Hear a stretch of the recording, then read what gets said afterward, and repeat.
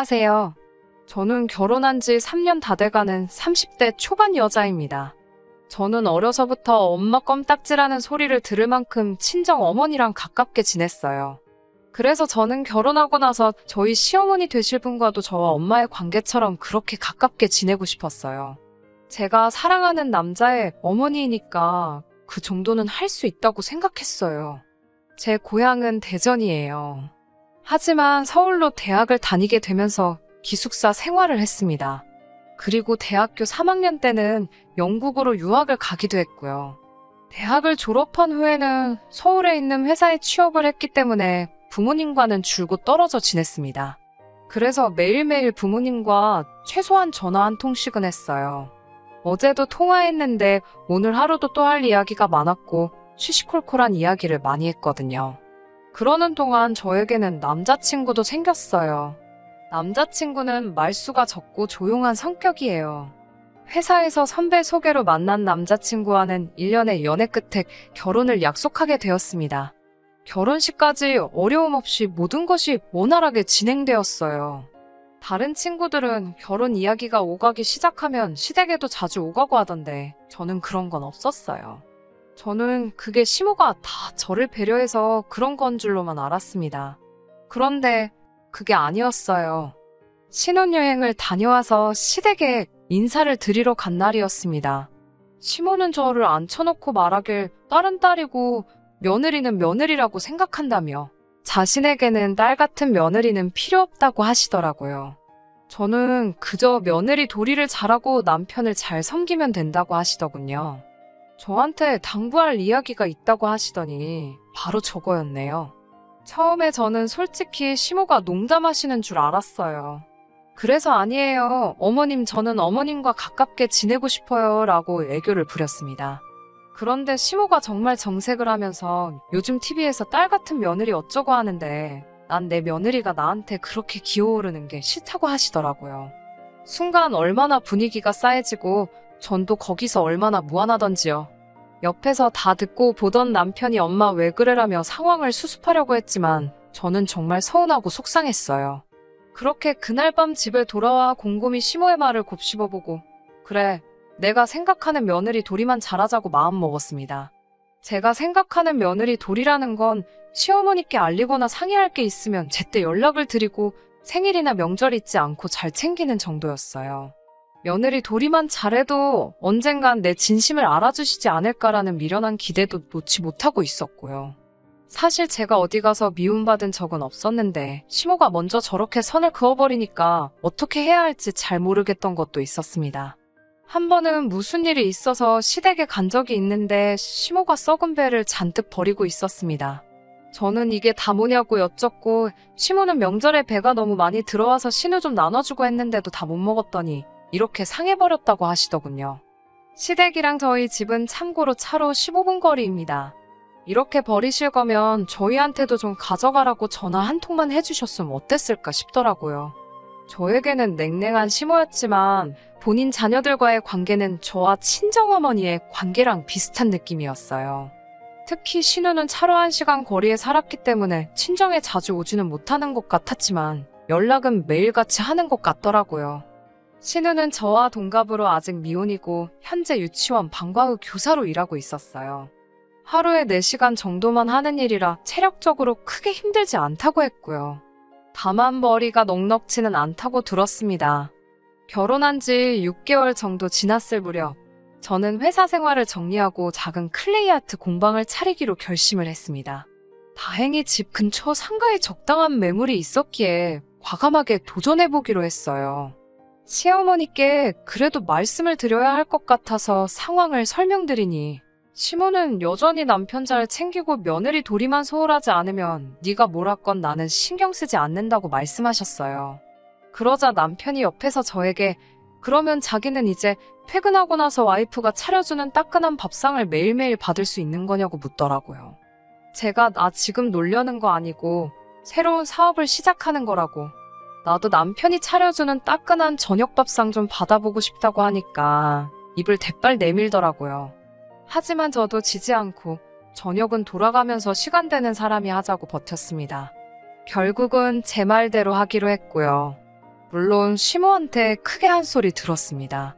솔직히 저도 시모가 분명히 뭐라고 할 걸 알고 있었어요. 남편을 잘 챙기라는 건 남편 굶기지 말고 며느리 도리를 잘 하라는 건 회사 다닐 때처럼 용돈이나 생활비는 제때 잘 보내라는 거였죠. 물론 남편 수입이 저보다 많았고 그 부분은 남편이 담당하고 있었기 때문에 제가 마음이 상하거나 할 일은 없었습니다.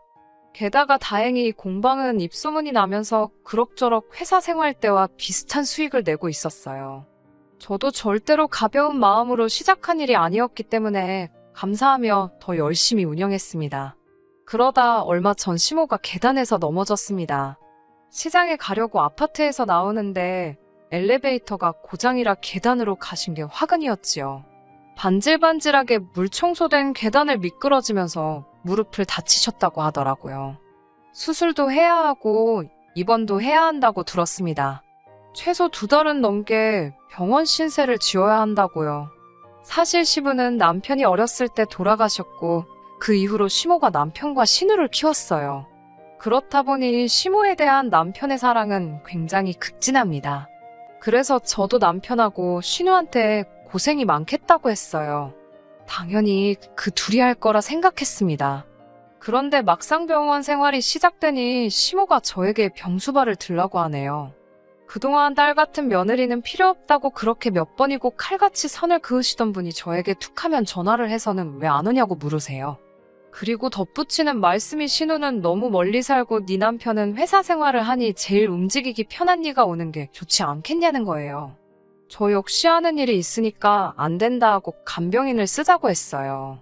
그러자 남편이 자기 엄마를 남한테 맡길 수는 없다면서 저더러 공방은 잠깐 문 닫고 시모 간병을 해달라고 보채더라고요. 그래서 제가 남편에게 제가 벌어 생활비랑 다 책임질 테니 당신이 쉬면서 시모 병간호 해드리라고 했습니다. 솔직히 저는 남편이 그러면 저한테 정말 고마워할 줄 알았어요. 그런데 남편은 오히려 저에게 섭섭하다면서 투덜거리더니 병수발 같은 건 며느리가 하는 거랍니다. 시모도 같은 여자가 도와주면 편할 것 같아서 그러는 거라고요. 제가 남편에게 그랬어요. 솔직히 저 혼자 처음부터 착각해놓고 서운해하는 걸 수도 있지만 단 한 번도 시모한테 정을 느껴본 적이 없어요.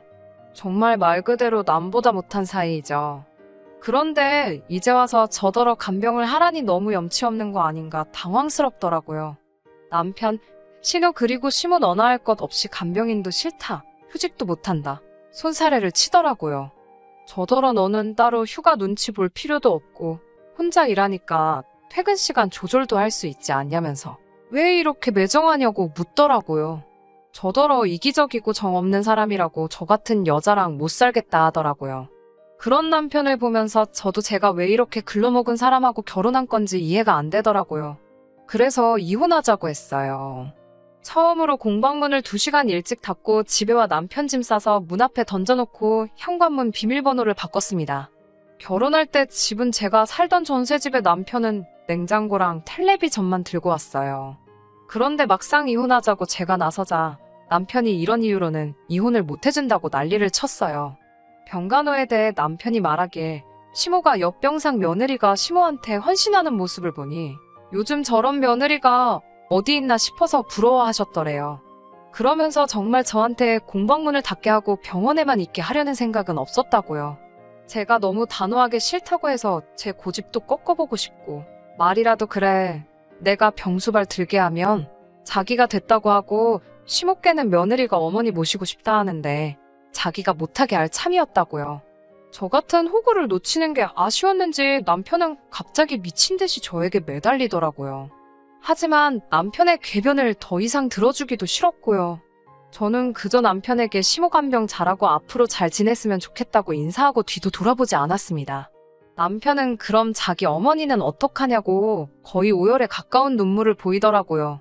저더러 시모가 안쓰럽고 애틋하지도 않냐면서요. 그래서 저도 남편에게 시모가 우리 친정어머니도 아닌데 내가 왜 애틋함을 느끼겠냐고 물었습니다. 아마 저희 부모님한테 안 좋은 일이 생긴 거였다면 공방이고 뭐고 다 때려치고 그 옆에만 지키고 있었을 겁니다. 제가 처음부터 시어머니께 딸 같은 며느리가 되겠다 다짐했을 때 선을 긋지 않고 제 마음을 있는 대로 받아주셨으면 며느리의 도리를 찾는 게 아니라 정말 시어머니께 친딸 같은 존재가 돼요. 저도 두 발 뻗고 나서서 병수발을 들어드렸을 거예요.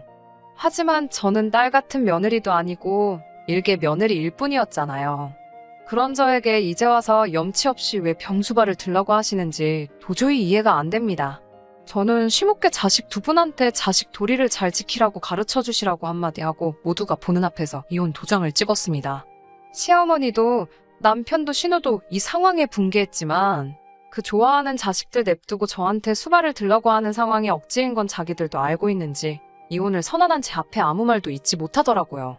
그리고 현재 저는 혼자 잘 먹고 잘 살고 있습니다. 공방도 계속해서 잘 되고 있고요.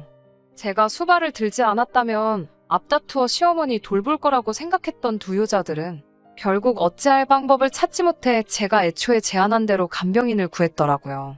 본인들이 하기 싫고 또 시키자니 눈치 보이는 일들은 왜 다 며느리에게 떠넘기는 걸까요? 저에게 조금이라도 곁을 내어주셨다면 저라고 이렇게까지 하지 않았을 거예요. 애초에 며느리가 가족의 일원이 되려고 한 게 저의 욕심이었을까요? 그 집구석을 탈출하게 된 건 축하받을 일이지만 아직도 가슴속 한켠에는 제가 앞으로 다른 사람을 만나게 된다고 한들 정말 제가 그들에게 외부인이 아닌 한 사람의 가족 구성원이 될 수 있을런지 참 많은 생각이 오고 가네요.